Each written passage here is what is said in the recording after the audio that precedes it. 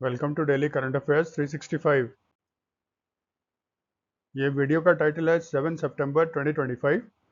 इसमें बेसिकली जो इवेंट्स हैं वो 6 सितंबर के हैं और जो गयाना के राष्ट्रपति इरफान अली री इलेक्टेड हुए हैं उसका ऑफिशियली आपका इलेक्शन कमीशन ने गयाना के इलेक्शन कमीशन अभी 3-4 घंटे पहले यानी कि 7 सितंबर को अनाउंस किया है।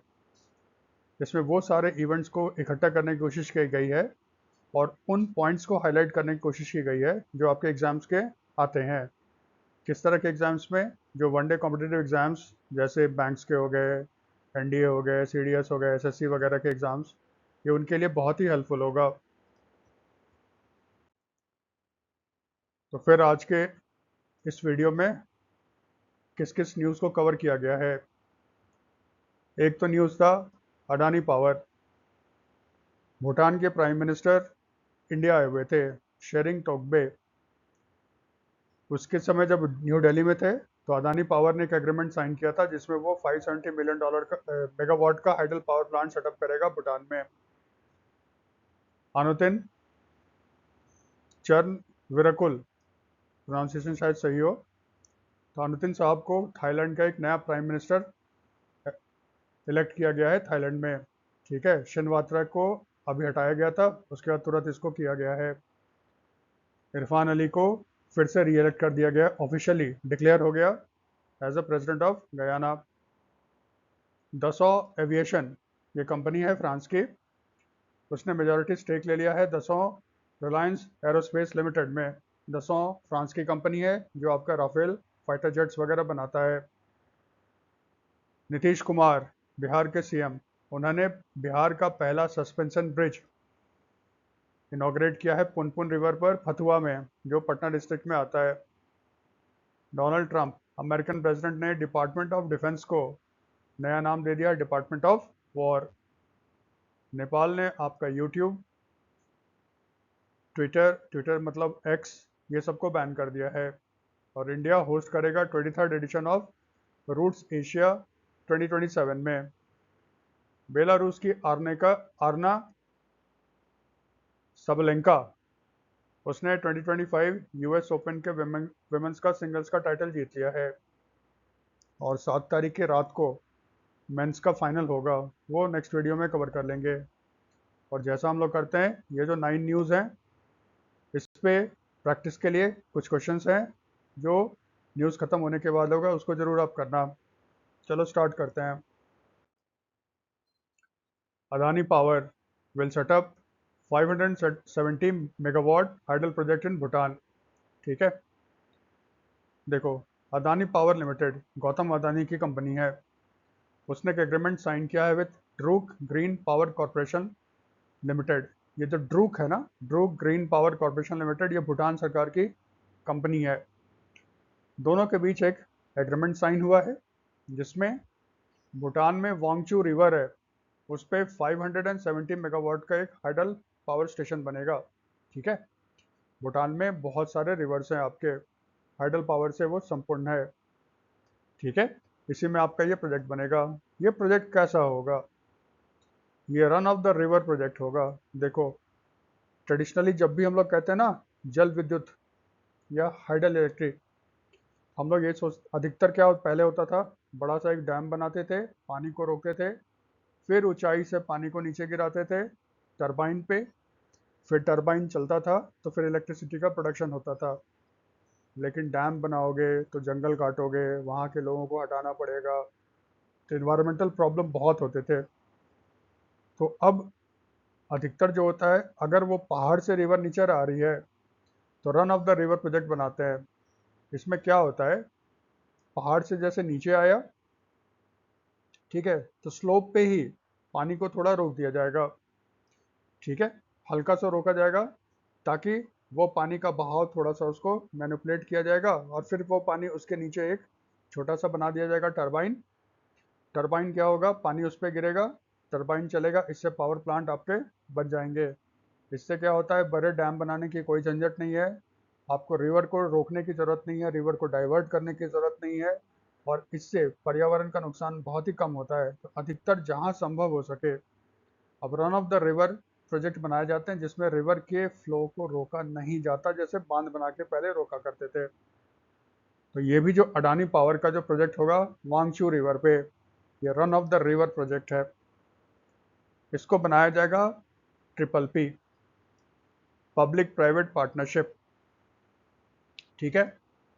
जो आपका होगा बूट, बूट होता है build, own, operate and transfer. इसका मतलब पब्लिक सरकार, सरकार कौन है? Druk green power corporation, Bhutan सरकार का प्रतिनिधि। प्राइवेट कौन है यहाँ पे? अदानी पावर, ये तो प्राइवेट कंपनी है। दोनों मिलकर आपका ये प्रोजेक्ट बनाएंगे वांगचू रिवर पे। ठीक है, इसीलिए कहते हैं पब्लिक प्राइवेट पार्टनरशिप। उसमें बहुत तरह के मॉडल होते हैं। यहाँ पे कौन सा मॉडल यूज किया गया है? बूट, बिल्ड, अडानी बनाएगा, इसको कुछ समय तक ओन करेगा, उसको ऑपरेट करेगा, और जब उसका प्रॉफिट निकल जाएगा तो फिर ये ट्रांसफर कर देगा Druk green power corporation limited को। तो कितने साल का होगा, कितना दिन होगा, कितना पैसा लगेगा, हम लोग इसको स्किप मार सकते हैं, ये हमारे काम का नहीं है। इसमें एक चीज ध्यान रखना,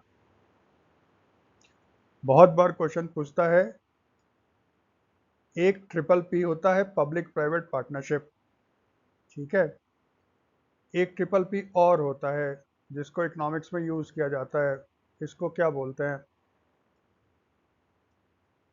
ठीक है, ये कहलाता है आपका परचेजिंग पावर पैरिटी।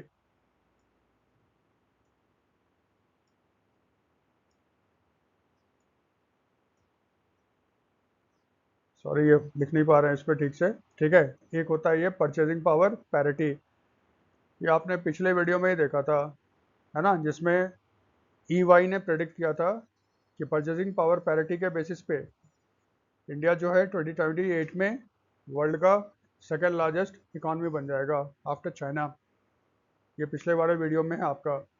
ठीक है, तो इस तरह के क्वेश्चंस को भी ध्यान रखना। एक PPP होता है परचेजिंग पावर पैरिटी, जो इकोनॉमिक्स में यूज करते हैं, किसी कंट्री के GDP, ग्रॉस डोमेस्टिक प्रोडक्ट, सकल घरेलू उत्पादन, उसके कैलकुलेशन में। और एक PP होता है पब्लिक प्राइवेट पार्टनरशिप, जो किसी प्रोजेक्ट, है ना, प्रोजेक्ट के डेवलपमेंट के लिए यूज किया जाता है, basically infrastructure, public infrastructure development में। थोड़ा इसको याद रखना। अडानी कह रहा है कि 2026 में ये कंस्ट्रक्शन स्टार्ट होगा नेक्स्ट ईयर, और 5 साल में ये पावर प्रोडक्शन आपका स्टार्ट हो जाएगा।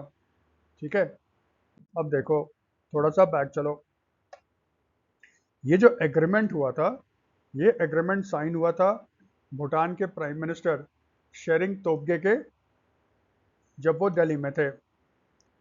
अभी ना भूटान के जो प्राइम मिनिस्टर हैं शेरिंग तोब्गे, और भूटान का चीफ एबॉट ली खेनपो त्रुल्कू जिग्मे चोइड्रा, ये दोनों भारत आए थे। देखो, चीफ एबॉट का मतलब क्या है? भूटान एक बुद्धिस्ट देश है, ठीक है। जैसे हिंदू में मान लो, हिंदू में कहते हैं ना सबसे बड़ा कौन होता है? शंकराचार्य। भूटान में आपका मठ का जो सबसे हेड होता है उसको चीफ एबॉट बोलते हैं। मठ जानते हो, या विहार कह लो, बुद्धिस्ट में तो विहार शब्द यूज करते हैं ना। तो जो बुद्धिस्ट का विहार है, उसका जो मठ है, उसके जो सबसे बड़े मठाधीश हैं, चीफ हैं, उनको एबॉट बोलते हैं इंग्लिश में। वो भूटान के हैं ये, ठीक है, त्रुल्कू जिग्मे चोइद्रा। ये आए थे आपके भारत प्राइम मिनिस्टर के साथ। भूटान के आने का मेन मकसद था ना, भूटान का बना है आपका एक रॉयल भूटान टेम्पल, ये बना है आपका राजगीर बिहार में। ये पुराना होटल, ये आपका है टेम्पल, लेकिन इसका अभिषेक सेरेमनी होने वाला था, जैसे कहते हैं ना विधिवत आपका मंदिर का उद्घाटन होने वाला था, तो वह पूरे सेरेमनी के साथ होता है। उसी सेरेमनी में अटेंड करने के लिए ये दोनों भारत आए थे। और इसके अलावा बाद में जो भूटान के प्राइम मिनिस्टर हैं शेरिंग तोब्गे, ये आपका राम मंदिर भी गए थे अयोध्या में। ठीक है, ध्यान देना, जब रॉयल भूटान टेम्पल का अभिषेक समारोह हो रहा था, और जिसमें भूटान के प्रधानमंत्री शेरिंग टोब्गे और चीफ एबट तुलको जिग्मे चोइद्रा भी थे। उनके साथ कौन थे? किरण रिजिजू। देखो घुमा के ऐसे भी पूछ सकता है, royal Bhutan temple consecration ceremony में आपके इंडिया का रिप्रेजेंटेटिव कौन था? तो ये किरण रिजिजू हैं, अरुणाचल प्रदेश के हैं। ये फिलहाल अभी क्या हैं? पार्लियामेंट्री अफेयर्स मिनिस्टर, संसदीय मंत्री, और मिनिस्टर ऑफ माइनॉरिटी अफेयर्स, अल्पसंख्यक मंत्रालय भी इन्हीं के पास है। अब क्योंकि अल्पसंख्यक मंत्रालय भारत में बुद्ध धर्म को मानने वाले को अल्पसंख्यक मानते हैं, और उसके मिनिस्टर कौन है? किरण रिजिजू। और किरण रिजिजू खुद एक बुद्धिस्ट हैं, इसीलिए यहाँ पे उपस्थित है। ठीक है, तो ये तो थोड़ा किरण रिजिजू वाला ध्यान में रखना, कौन भारत का वहाँ पे उपस्थित था। फिर यहाँ पे क्या हो गया, ये सेरेमनी वगैरह हो गया, तो फिर भूटान के प्राइम मिनिस्टर आपके आए थे दिल्ली, और दिल्ली में डॉक्टर एस जयशंकर से मिले थे, और वहाँ पे उसके बाद फिर ये एग्रीमेंट वगैरह आपका साइन हुआ था। क्योंकि ये हाइडल प्रोजेक्ट से हम लोगों ने इस टॉपिक को ही स्टार्ट किया, थोड़ा इसके बारे में जान लो। भूटान पहाड़ी देश है, बारिश जम के होता है, बहुत सारे रिवर्स हैं वहाँ पे हाइडल पावर पोटेंशियल बहुत ज़्यादा है। भारत एक विकसित देश है, हमें एनर्जी चाहिए, और भारत का ना भूटान के साथ बहुत क्लोज संबंध है। हमारा पीस ट्रीटी है, और हम उनके इकोनॉमिक डेवलपमेंट में बहुत पैसा वगैरह भी देते हैं।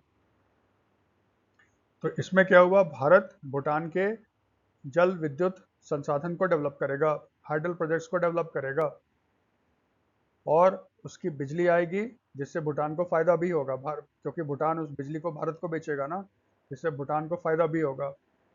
अगर हिस्ट्री में चले जाएं तो जो पहला इंडिया भूटान हाइडल प्रोजेक्ट था वो था जलदखा हाइड्रो पावर प्रोजेक्ट 1961 में। जलदखा हाइड्रो पावर प्रोजेक्ट जो है ये बंगाल में है, और इसमें से अधिकतर जो पावर प्रोडक्शन होता है वो भूटान को जाता है फर्स्ट। ठीक है, बाद में फिर क्या हुआ, 2014 में मोदी साहब जब गए थे भूटान, भूटान और भारत के बीच में एक समझौता हुआ। उसमें यह कहा गया कि अब जो भूटान का हाइड्रो पावर का डेवलपमेंट होगा वो एक जॉइंट वेंचर होगा। पहले क्या होता था, भारत बनाता था और भारत फिर बिजली बेच देता था भूटान को, या भूटान से बिजली खरीद लेता था, इससे भूटान को फायदा होता था।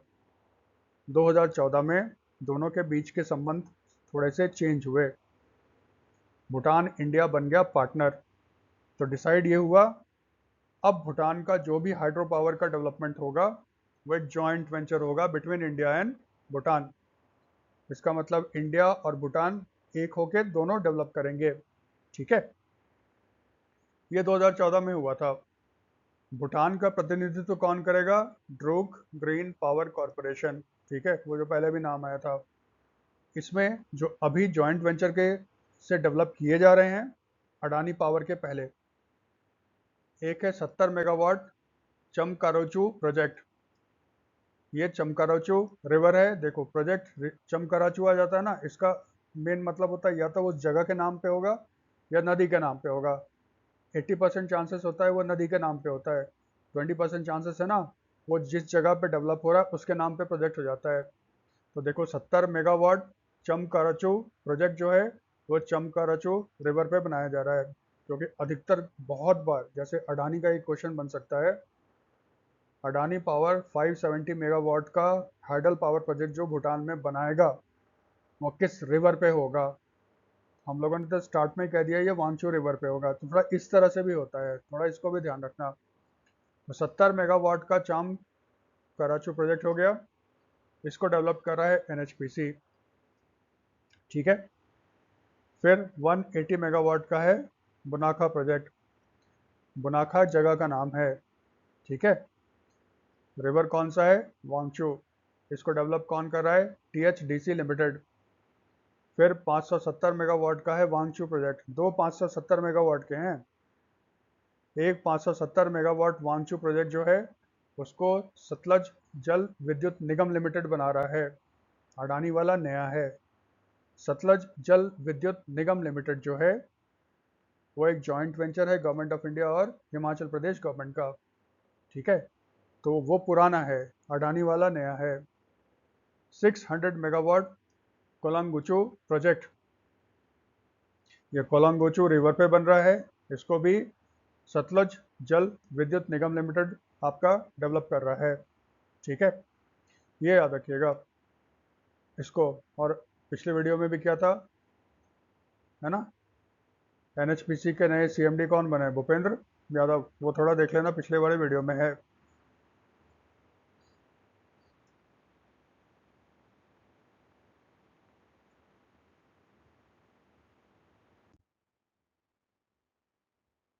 नेक्स्ट, अनुतुन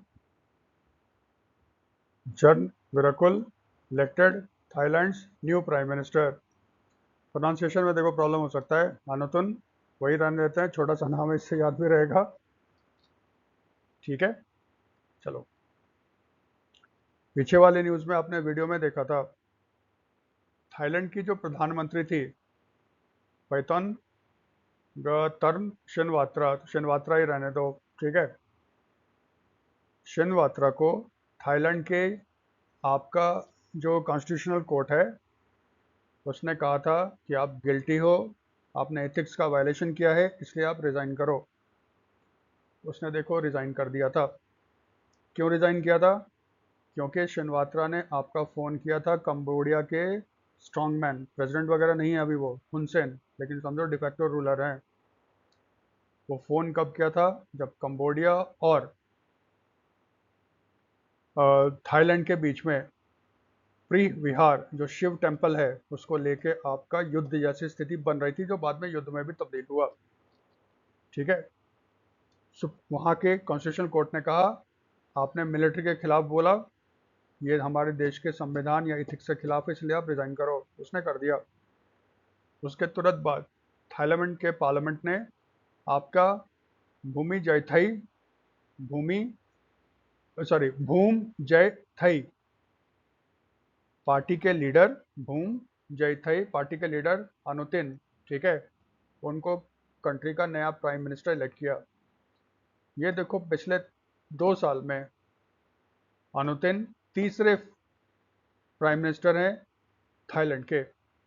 इससे पहले श्वेता थावेसिन, ठीक है, जो आपका शिनवात्रा की पार्टी के ही थे, ह्यू ताई पार्टी के, उनको थाईलैंड के कॉन्स्टिट्यूशनल कोर्ट ने 2024 में भी इसी आधार पे डिसमिस कर दिया था, आपने एथिक्स का वायलेशन किया था। श्वेता थावेसिन ने क्या किया था, उसने एक ऐसे पर्सन को मंत्री बना दिया था जिसपे करप्शन के गंभीर आरोप थे। बस इसी कारण आपने इस तरह के आदमी को कैसे मिनिस्टर बना दिया, श्वेता थावेसिन को डिसमिस कर दिया था थाई के कॉन्स्टिट्यूशनल कोर्ट ने। उसके बाद फिर थाईलैंड की प्रेसिडेंट प्राइम मिनिस्टर बनी शिनवात्रा, ठीक है, और उसको भी थाईलैंड के कॉन्स्टिट्यूशनल कोर्ट ने बाहर कर दिया।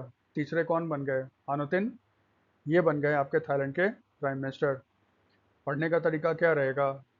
थाईलैंड के नए प्राइम मिनिस्टर का नाम बता दो, तो अनुतिन चंद्रविरकुल, ये थाईलैंड के नए प्राइम मिनिस्टर बने हैं। पार्टी का नाम भूम जयथई पार्टी, ठीक है। किसका जगह लिया? कभी कभी देखो 5% चांस रहता है ना, उसने किसका जगह लिया, ये भी पूछ लेते हैं। उसने जगह लिया किसका? शिनवात्रा का, ठीक है। और फिर थाईलैंड से रिलेटेड आपका न्यूज़ होगा, एक तो प्री विहार वाला है, वो है पिछले वाले वीडियो में कवर किया हुआ है इसको। और फिर 2 सितंबर के वीडियो में है आपका इंडिया और थाईलैंड के बीच में जो जॉइंट मिलिट्री एक्सरसाइज है मैत्री 14, वो आपका शुरू हो गया है। तो इस एडिशन के बारे में भी थोड़ा सा आप देख लीजिएगा, ये 2 सितंबर 2026 के वीडियो में है, थाईलैंड से ये है। प्लस आप जानते हो स्टैटिक का क्या रहेगा, थाईलैंड साउथ ईस्ट एशिया में है। थाईलैंड, नेपाल, ये वो एशियन कंट्री हैं जो कभी किसी यूरोपियन कंट्री के कंट्रोल में नहीं आए, ये यानी कि ये कभी कॉलोनी नहीं बने, उपनिवेश नहीं बने। थाईलैंड को हम लोग वाइट एलिफेंट का देश भी बोलते हैं, ठीक है। थाईलैंड एक बुद्धिस्ट कंट्री है। प्लस थाईलैंड की राजधानी है आपका बैंकॉक, यहाँ पे एशियन डेवलपमेंट सॉरी थाईलैंड की राजधानी आपकी बैंकॉक, और थाईलैंड की करेंसी का नाम है बात, BAHT, बात। ये तो स्टैटिक वाला पोर्शन हो गया। नेक्स्ट, इरफान अली फिर से री इलेक्ट हो गए हैं गयाना के प्रेसिडेंट। ये तो देखो मोदी साहब ने कल ही इनको बधाई बधाई दे दी थी, क्योंकि इन्होंने क्लेम किया था इरफान अली ने कि हम मैक्सिमम सीट जीत चुके हैं और हम प्रेसिडेंट फिर से बन जाएंगे। लेकिन देखो, जब तक ऑफिशियल नहीं होता तब तक हम लोग उसको नहीं मानेंगे।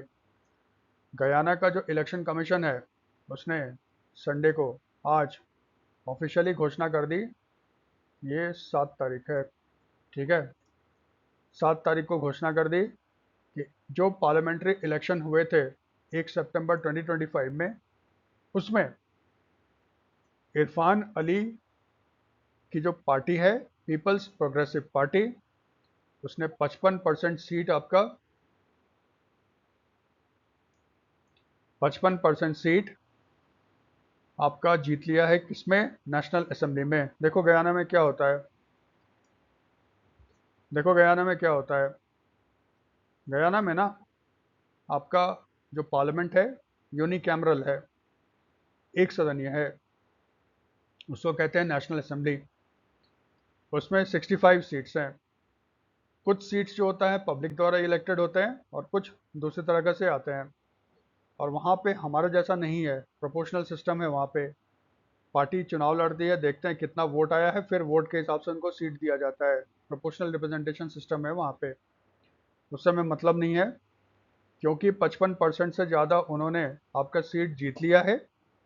इसका मतलब वहाँ पे जो आपका इलेक्शन होगा प्रेसिडेंट का नेक्स्ट, क्योंकि वहाँ का प्रेसिडेंट तो नेशनल असेंबली द्वारा चुना जाएगा, और क्योंकि गयाना के राष्ट्रपति इरफान अली, उन्हीं की पार्टी को वहाँ पे मेजॉरिटी है, इसलिए ये ग्रांटेड है कि फिर अगला प्रेसिडेंट कौन होगा, इरफान अली ही होंगे। ऑफिशियली इरफान अली अभी तक शपथ लिए नहीं है, लेकिन आज या कल में वो ले लेंगे, ठीक है। वो टेक्निकल इश्यूज है। तो हमें क्या याद रखना है, इरफान अली को दोबारा चुन लिया गया है as the president of Guyana. दूसरा, इनका कार्यकाल कितने का होगा। देखो, इलेक्शन वगैरह होगा, इंडिया में हो इंडिया से बाहर हो, इसका पढ़ने का तरीका क्या होता है, ठीक है। पढ़ने का तरीका ये होता है, किस कंट्री के बने, नाम क्या है उनका, कार्यकाल कितना होगा, ठीक है। और 5% चांस है ना पार्टी का नाम पूछ लेगा, ऐसे बना देगा। हाल ही में पीपल्स प्रोग्रेसिव पार्टी ने एक देश में आपका पार्लियामेंट्री इलेक्शन जीत लिया, ये किस देश की पार्टी है, ऐसे करके भी क्वेश्चंस आते हैं। तो फिर हमारा आंसर क्या हो जाएगा, गयाना, ठीक है। इसमें ये 3-4 चीज़ आपको याद रखना है। नेक्स्ट, स्टैटिक थोड़ा पोर्शन कर ले। गयाना का जो असली नाम है वो है कोऑपरेटिव रिपब्लिक ऑफ गयाना। ये साउथ अमेरिकन कंट्री है, यानी कि साउथ अमेरिकन कॉन्टिनेंट में देखना बिल्कुल टॉप पे सिचुएटेड है। साउथ अमेरिका में अधिकतर जो कॉलोनी था यूरोपियंस कंट्रीज का, एक तो था आपका स्पेनिश और पुर्तगाली। अधिकतर देश जो यहाँ पे है या तो स्पेनिश बोलते हैं या पुर्तगाली बोलते हैं, ठीक है। लेकिन एकमात्र ऐसा देश साउथ अमेरिका का जो इंग्लिश बोलता है वो गयाना है। इसका मतलब अगर ये इंग्लिश बोलता है तो फिर यहाँ पे आपका ना तो पोर्चुगल का रूल होगा और ना ही यहाँ पे आपका स्पेन का रूल होगा। तो यहाँ पे रूल किसका था, ब्रिटेन का था, इसीलिए तो अंग्रेजी बोलते हैं ये लोग। 1966 में ये ब्रिटेन से आज़ाद हो गया, ठीक है। ये दुनिया का one of the fastest growing economy है। देखो, इसका ग्रोथ रेट इंडिया से भी ज़्यादा है, ठीक है। लेकिन जब हम इंडिया के बारे में कहते हैं ना तो वहाँ पे एक वर्ड लगा देता है उसके साथ, क्या, मेजर इकोनॉमी, ठीक है। यानी कि जो टॉप इकोनॉमी है वर्ल्ड की, टॉप 10 या टॉप 15 या टॉप 20, उसमें फास्टेस्ट ग्रोइंग इकोनॉमी जो है वो आपका इंडिया है। तो major fastest growing economy India है, ठीक है, उस तरह से देखेंगे। गयाना भी बहुत ज़बरदस्त आपका ग्रोथ रेट कर रहा है। इसका कारण क्या है? तेल। गयाना में आपका तेल मिला है, और 2019 में एक्सॉन मोबिल अमेरिकन कंपनी है, इसने तेल का उत्पादन शुरू कर दिया। 3 साल में 4 साल में सॉरी, गयाना का ना जीडीपी डबल हो गया है। ज़बरदस्त वहाँ पे तेल आया है, बूम आया है। गयाना एक ऑयल एक्सपोर्टिंग कंट्री बन गया है। और याद रखो, अभी कुछ दिन पहले प्रधानमंत्री मोदी साहब गयाना गए थे। वो इसलिए नहीं गए थे कि वहाँ पे कुछ इंडियंस भी रहते हैं, वो इसलिए गए थे क्योंकि उनको भी क्या चाहिए? तेल चाहिए। इसी के लिए वो गयाना गए थे, देखने के लिए क्या यहाँ से तेल वगैरह का भारत इंपोर्ट कर सकता है या नहीं। लेकिन गयाना के साथ एक प्रॉब्लम है, इसका नेबरिंग कंट्री है वेनेजुएला। ये भी एक ऑयल एक्सपोर्टिंग कंट्री है, बहुत तेल है इसके पास।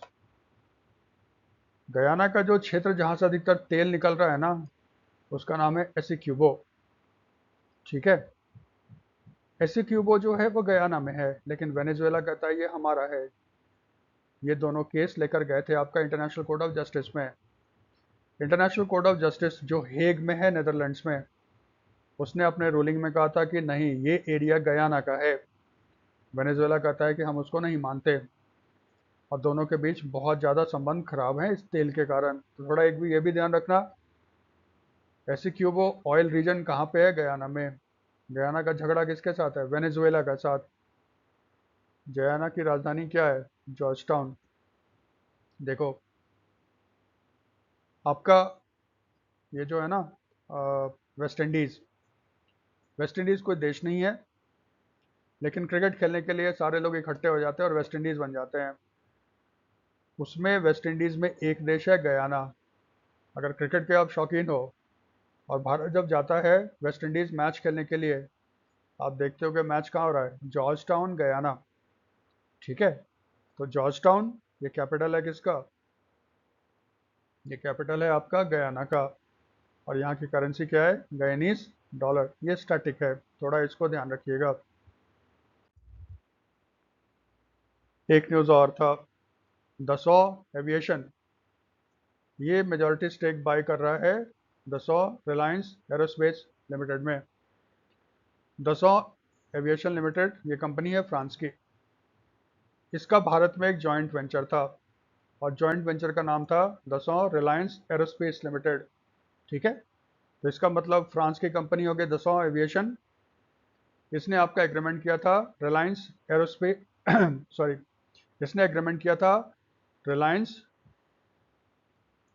एरोस्ट्रक्चर लिमिटेड के साथ, और एक कंपनी बनाई भारत में जिसका नाम रखा दसो रिलायंस एरोस्पेस लिमिटेड। इसमें मेजॉरिटी स्टेक जो था ना, वो रिलायंस वालों का था। और ये रिलायंस धीरू भाई सॉरी मुकेश अंबानी वाली नहीं है, ये रिलायंस है अनिल अंबानी की। तो अनिल अंबानी की कंपनी थी रिलायंस एरोस्ट्रक्चर लिमिटेड, उसके साथ दसौर रिलायंस और दसौर एविएशन लिमिटेड ने एक जॉइंट वेंचर बनाया भारत में, जिसका नाम रखा दसौर रिलायंस एरोस्पेस लिमिटेड। इसमें 51% स्टेक पहले अंबानी का था, और 49 था आपका फ्रांस वालों का। अब दोनों ने एग्रीमेंट साइन किया है, जिसमें अनिल अंबानी की कंपनी अपना 2% शेयर दसौर रिलायंस एरोस्पेस लिमिटेड में दसौर एविएशन फ्रांस को दे देगा। तो इसका मतलब अब दसौर रिलायंस एरोस्पेस लिमिटेड में फ्रांस का हो जाएगा 51%, और 49% हो जाएगा अनिल अंबानी का। ये सितंबर अक्टूबर तक कंप्लीट होगा। तो फिर इसके लिए 2% शेयर्स के लिए, है ना, वो कितना पे कर रहा है रिलायंस को? 175 करोड़, ठीक है। तो अब यही ध्यान रखिएगा, इसमें जो दसौर रिलायंस एरोस्पेस लिमिटेड है, इसका जो प्लांट है वो है आपका नागपुर में, ठीक है। ये स्टोरी है इसका। अब देखो क्या है, दसौ एविएशन कंपनी ये फ्रांस की है, इसका भारत में बिजनेस है। अभी न्यूज़ आया था, जून या जुलाई में था, जब पेरिस शो हो रहा था, एयर शो। ये जो है ना दसौ, ये बनाता है Falcon 2000 Alex business executive jet. Business executive jet जो होता है वो बिजनेस वालों के लिए बनते हैं, और कभी कभी इसको मिलिट्री पर्पज़ के लिए भी यूज़ किया जा सकता है। ठीक है, इसने अनाउंस किया था कि अब सारा जो प्रोडक्शन है ना अपना falcon 2000 Alex business executive jet वो भारत शिफ्ट कर देगा। यानी सब चीज़ अब भारत में बनेगा। कहाँ बनेगा? तो वही नागपुर वाले प्लांट में बनेगा। जब भारत में ये प्रोडक्शन स्टार्ट हो जाएगा तो भारत विश्व का 5वां देश बन जाएगा, फ्रांस, कनाडा, ब्राज़ील और अमेरिका के बाद, जो बिजनेस एग्जीक्यूटिव जेट्स बना सकता है। ठीक है, तो भारत 5वां देश हो जाएगा। दूसरा, आपने सुना होगा रफाल, ये इंडियन एयरफोर्स का प्लेन है और ऑपरेशन सिंदूर में बहुत इस पर चर्चा भी हुआ था। ठीक है, रफाल प्लेन भारत ने 36 खरीदे हैं इंडियन एयरफोर्स के लिए दसों से। ठीक है, उसके बाद फिर हमारे पास आपका एयरक्राफ्ट कैरियर है विक्रांत। एयरक्राफ्ट कैरियर का मतलब होता है वो शिप जिस पे प्लेन टेक ऑफ और लैंड कर सकते हैं। तो भारत अपना इंडिजिनस बना रहा है एयरक्राफ्ट कैरियर, एक बन चुका है आईएनएस विक्रांत। उस पे जो अभी प्लेन यूज होता है वो है मिग 29K। मिग 29K बहुत पुराना हो गया है और ये नाम से ही लगता है सोवियत एरा यानी रशियन के टाइम का है। भारत सरकार चाहता है इस पे अत्याधुनिक विमान लाए जाएं। तो मिग 29K को रिप्लेस कौन करेगा? Rafale M. एम मतलब मरीन हो गया। भारत ने 26 ऐसे प्लेन का ऑर्डर दिया है दसों को। ठीक है, इसका मतलब और अभी सुन रहे हैं कि 140 या और जेट का ऑर्डर शायद जाएगा उसके पास। ठीक है, वो अभी रूमर है, पता नहीं कंफर्म होगा कि नहीं होगा। इसका मतलब राफेल भारत सॉरी दसों के लिए भारत एक बहुत बड़ा मार्केट है। बहुत लोग तो ये भी कहते हैं दसों की हालत बहुत ही ख़राब थी, इसका राफेल प्लान बिक नहीं रहा था प्लेन, लेकिन जब भारत ने इसको खरीदा उसके बाद से तो वर्ल्ड में लगता है कि सारे देश इसको खरीदना चाहते हैं। उसकी किस्मत ही चमक गई, क्योंकि भारत बहुत इंपॉर्टेंट मार्केट है। इसीलिए दसौं कह रहा है कि हम सारा अपना प्लेन व्लेन ना भारत में ही बनाएंगे। जानते हैं दसौं ने जून में टाटा एडवांस सिस्टम लिमिटेड के साथ एक एग्रीमेंट साइन किया था और उसमें ये कहा गया था रफाल का जो फ्यूसलाज होता है यानी उसकी बॉडी वो अब हैदराबाद में बनेगी। ठीक है, और ये पहली बार ऐसा है कि जब दसौं रफाल फाइटर प्लेन का फ्यूसलाज उसका बॉडी जब फ्रांस से बाहर आपका सेटअप कर रहा है। रफाल तो ये तक कह रहा है कि बाद में भारत से उसको एक्सपोर्ट वगैरह किया जाएगा। ठीक है, तो ये दो न्यूज़ आपका दसौं एविएशन से रिलेटेड है। एक तो अंबानी वाला हो गया, प्लांट कहाँ पे है, और एक falcon 2000 Alex plus Rafale marine यानी रफाल एम इंडियन नेवी के लिए, और plus Tata advance system limited वो आपका फ्यूसलाज बनाएगा रफाल फाइटर जेट का। कहाँ पे? हैदराबाद। ये 3-4 इंपॉर्टेंट न्यूज़ है, इसको मिक्स मत करना, आराम से याद करना। नेक्स्ट छोटा सा न्यूज़ है, Bihar first suspension bridge. Bihar के सीएम है नीतीश कुमार। बिहार अभी इलेक्शन में जाने वाला है, इसलिए खूब वहाँ पे मोदी साहब भी जा रहे हैं और धड़ाधड़ वहाँ पे प्रोजेक्ट्स का इनाग्रेशन वगैरह भी हो रहा है। तो नीतीश कुमार साहब ने क्या किया है, बिहार का पहला केबल सस्पेंशन ब्रिज जो ऋषिकेश में है ना, लक्ष्मण झूला, बिल्कुल उसी पे बनाया गया है, उसका फतुहा में इनाग्रेशन किया। फतुहा जो है पटना का एक डिस्ट्रिक्ट है और ये जो ब्रिज है ये बना है पुनपुन रिवर पे। ये स्टैटिक हो गया, हो सकता है ये हमारे काम का आ जाए, इसी पे ज़्यादा क्वेश्चन वो पूछ ले। वो जो पुनपुन रिवर है ये स्टार्ट होता है पलामू डिस्ट्रिक्ट ऑफ झारखंड, झारखंड से बहता हुआ आता है, बिहार में आता है, फिर फतुहा के पास गंगा नदी में आपका मर्ज कर जाता है। इसका मतलब पुनपुन बेसिकली एक ट्रिब्यूटरी है, एक सहायक नदी है गंगा का। तो शायद सबसे इम्पोर्टेंट इसमें ना पुनपुन ही हो जाएगा। तो पुनपुन का ओरिजिनेशन कहाँ पे है? झारखंड, पलामू, और ये गंगा के ट्रिब्यूटरी है और ये कहाँ पे मर्ज करता है? फतुहा में मर्ज करता है। ये 3-4 इंपॉर्टेंट इन्फॉर्मेशन है, इसी में से क्वेश्चन देखना वो फ्रेम करेगा। चलिए, डोनाल्ड ट्रंप अमेरिकन प्रेसिडेंट, ये भूरे बाल वाले काका के रूप में आजकल इंडिया में बहुत फेमस हो रहे हैं, इन्होंने एक एग्जेक्टिव ऑर्डर निकाला है। एग्जेक्टिव ऑर्डर मतलब जिसको हम लोग भारत में कहते हैं ना प्रेसिडेंट, सॉरी एग्जेक्टिव ऑर्डर का मतलब होता है जो गवर्नमेंट के द्वारा जारी किया जाता है। तो डोनाल्ड ट्रंप ने एक एग्जेक्टिव ऑर्डर निकाला है, उसने कहा है आज के बाद जो डिपार्टमेंट ऑफ डिफेंस होगा उसका नाम चेंज होकर हो जाएगा डिपार्टमेंट ऑफ वॉर। ठीक है, ये जो डिपार्ट जैसे हमारे देश में भी ना डिपार्टमेंट ऑफ डिफेंस बोलते हैं या मिनिस्ट्री ऑफ डिफेंस बोलते हैं, हर देश में कहते हैं, वॉर कोई नहीं कहता, क्योंकि वॉर करने का मतलब हो जाता है कि आप दूसरे देश पे आक्रमण करने की नीति अपना रहे हो। डिफेंस का मतलब थोड़ा ये होता है ना कि भाई कोई आक्रमण करेगा तो हम अपने आप को बचाने के लिए कर रहे हैं। ठीक है, लेकिन ये कह रहा है कि भाई तैयार हो जाओ, वॉर होने वाला है सबके साथ। पता नहीं किसके किसके साथ लड़ेगा ये, शायद वेनेजुएला के साथ लड़ेगा, जाने दीजिए। देखो 1789 में जब यूनाइटेड स्टेट्स था ना, उसने बनाया था डिपार्टमेंट ऑफ वॉर, क्योंकि आप जानते हो यूनाइटेड स्टेट्स के 13 स्टेट थे जिसपे ब्रिटेन का कब्जा था। बॉस्टन टी पार्टी हुआ, वॉर हुआ, ब्रिटेन को हराया, उसके बाद ये इंडिपेंडेंट हुए, यूनाइटेड स्टेट्स गवर्नमेंट बना। और उस समय क्योंकि ये वॉर के मोड में थे इसलिए उन्होंने डिपार्टमेंट ऑफ वॉर रखा इसका नाम। बाद में फिर प्रेसिडेंट हैरी ट्रूमन ने 47 में इसका नाम बदल के कर दिया नेशनल मिलिट्री इस्टेब्लिशमेंट, क्योंकि उनको भी लगता था department of war, second world war खत्म हो गया तो फिर डिपार्टमेंट ऑफ वॉर की क्या ज़रूरत है, इसलिए नाम रख दिया नेशनल मिलिट्री इस्टेब्लिशमेंट। फिर यूनाइटेड स्टेट्स की जो कांग्रेस है, याद रखना, अमेरिका की जो पार्लियामेंट है, संसद है, उसका नाम कांग्रेस है।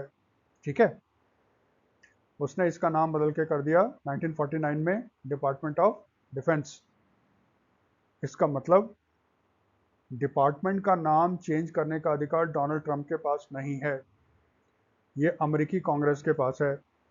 जब तक अमेरिकी कांग्रेस इसको अपनी सहमति नहीं देता तब तक इसका नाम डिपार्टमेंट ऑफ डिफेंस ही रहेगा। ठीक है, लेकिन डोनाल्ड ट्रंप ने तो कह दिया भाई इसका नाम है डिपार्टमेंट ऑफ वॉर।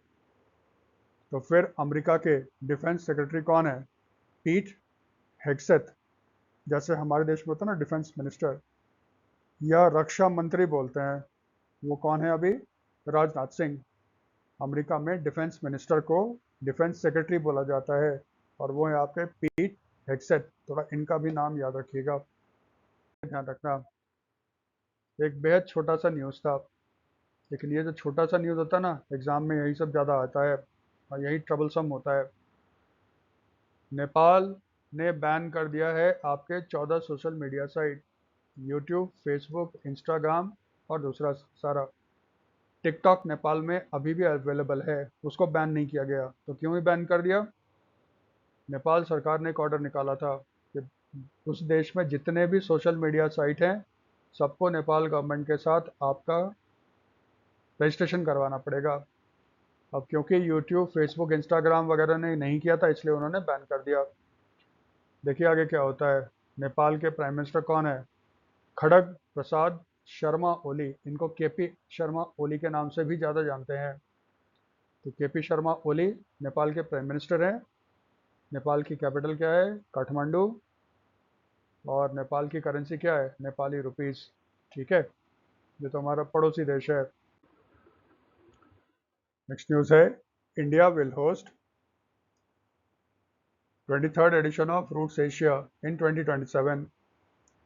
ये जो रूट्स एशिया है इसका जो 23rd एडिशन होगा ये आपका होगा न्यू दिल्ली में। ऑर्गेनाइज कौन करेगा? Airport Authority of India.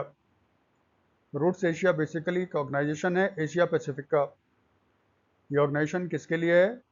जो एयर सर्विस का डेवलपमेंट करते हैं और जो उसका रूट्स डिसाइड करते हैं ना कि यहाँ से कैसे जाएगा, यहाँ से अमेरिका, सॉरी यहाँ से ऑस्ट्रेलिया जाना है तो फ्लाइट का पाथ क्या होगा, ये सारा डेवलपमेंट का काम करते हैं।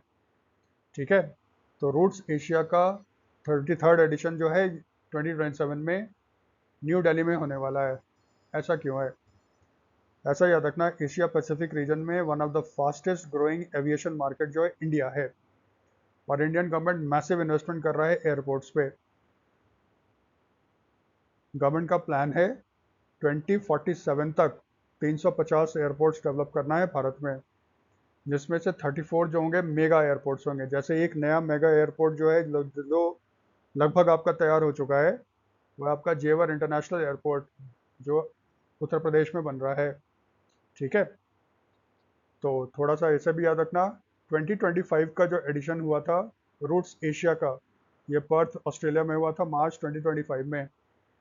नेक्स्ट ईयर 2026 में ये होने वाला है जियान चाइना में।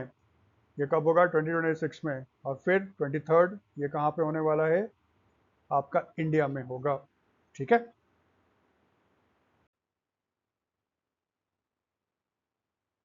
Arena Sabalenka wins 2025 US Open women's singles title.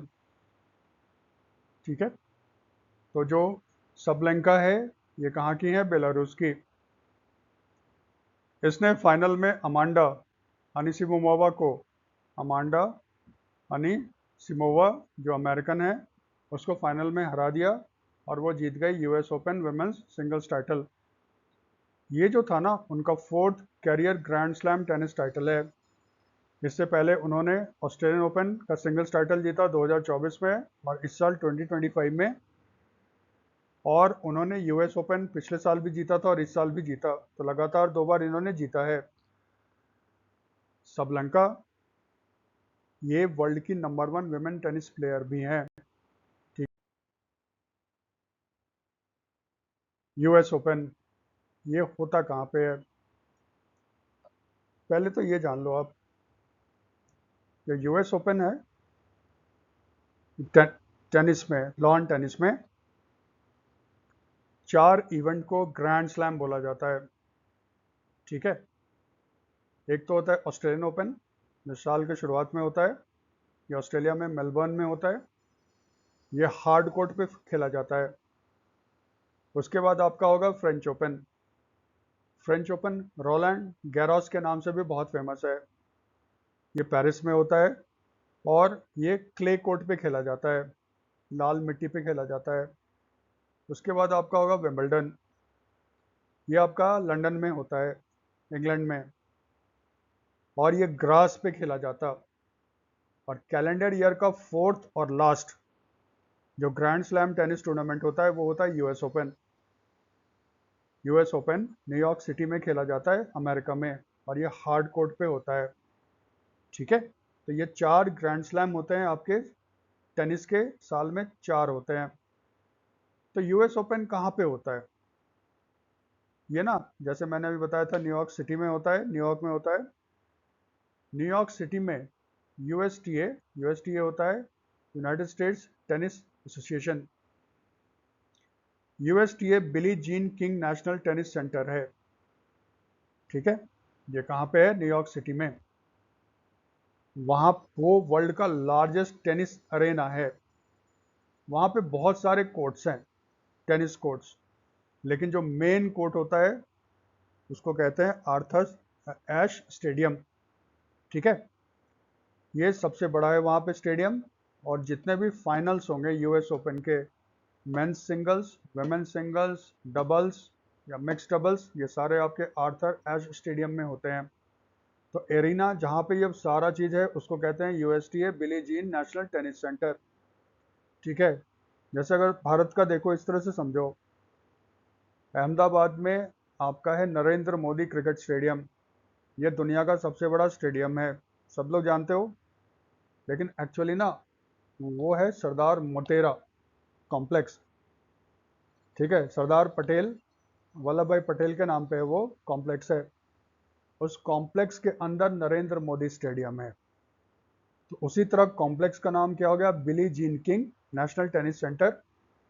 और उसमें अंदर में जो सबसे बड़ा स्टेडियम है जहाँ पे मेन मैचेस खेले जाते हैं और जहाँ पे फाइनल्स खेले जाते हैं, उसको कहा जाता है आर्थर एश स्टेडियम।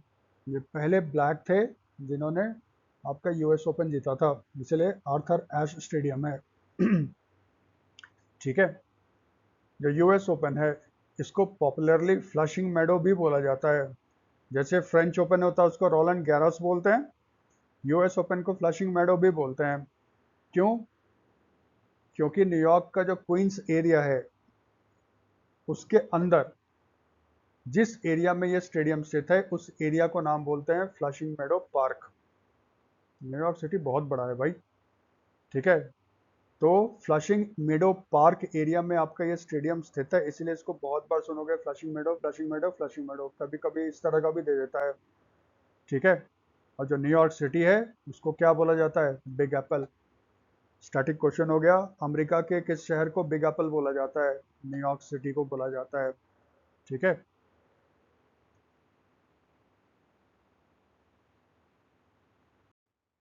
चलो, जो न्यूज़ हम लोगों ने अभी देखा उसका कुछ प्रैक्टिस क्वेश्चंस भी हम लोग सॉल्व कर लेते हैं।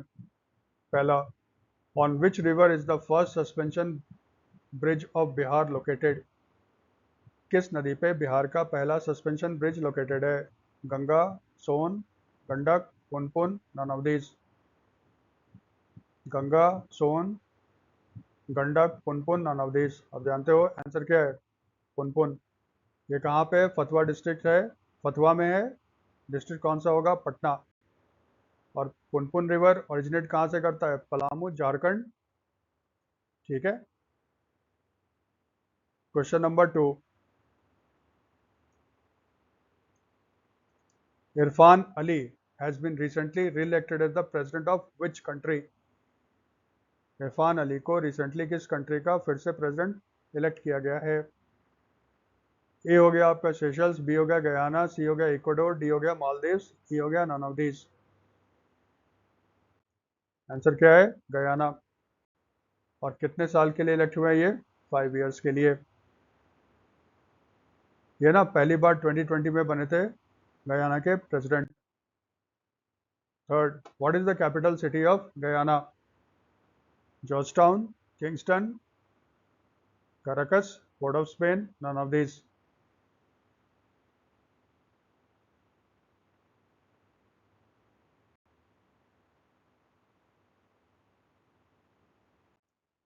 आंसर क्या है? George town. कैराकस जो है वो राजधानी है आपका वेनेजुएला का, सी जो था ना कैराकस, ये वेनेजुएला की राजधानी है। Fourth, who has been elected as the president of Thailand, sorry, who has been elected as the prime minister of Thailand in सितंबर 2025? Srettha Thavisin, Paetongtarn, sorry Shinawatra, रहने दो, अनुतन चार, विरकुल, भूमिजल वितरण, none of these.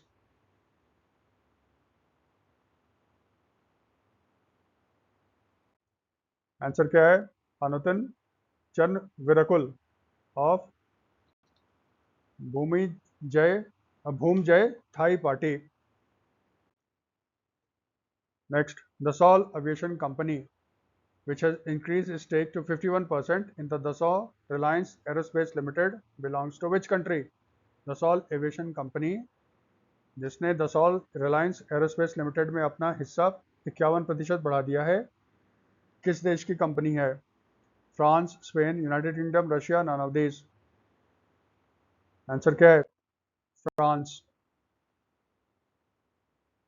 Next, where will the Dassault Aviation Company manufacture its Falcon 2000 LX business executive jet in India? एक option Bengaluru, Nagpur, Vadodara, Chennai, none of these.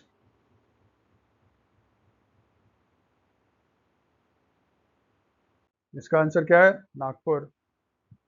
और याद रखिएगा, Rafale का जो फ्यूजलाज बनेगा, उसका जो बॉडी बनेगा फाइटर जेट का, वो टाटा बनाएगा, हैदराबाद में बनाएगा, दोनों अलग अलग हैं।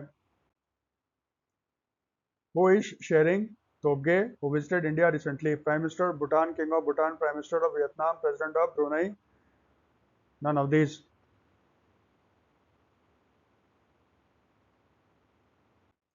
आंसर क्या है? Prime minister of Bhutan. 8, which country has recently banned social media sites like Facebook, YouTube, Instagram for their failure to register with the government? ए है रशिया, बी है नेपाल, सी है श्रीलंका, डी है बांग्लादेश, ई है नन ऑफ दीज। आंसर क्या होगा? Nepal. 9, India will host the 23rd edition of Routes Asia in किस साल? 2025, 2026, 2027, 2028, none of these. Answer क्या है? 27 इन न्यू दिल्ली। 2025 का कहाँ हुआ था? पर्थ ऑस्ट्रेलिया में हो चुका है। 26 का होगा शियान चाइना में, और 27 का होगा कहाँ पे? न्यू दिल्ली में। Aryna Sabalenka, who won the 2025 US Open Tennis Grand Slams women's singles title for the second consecutive times, belongs to which country? Aryna Sabalenka किस देश की है? बेलारूस, पोलैंड, यूएसए, चेकेजिया, इसको चेक रिपब्लिक भी बोलते हैं, और E none of these.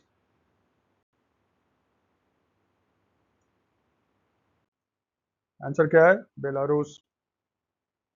Thanks for watching. अगर आपको ये वीडियो पसंद होता है तो इसको लाइक करो, सपोर्ट करो, और हमारे चैनल को भी सब्सक्राइब कीजिए। Thank you.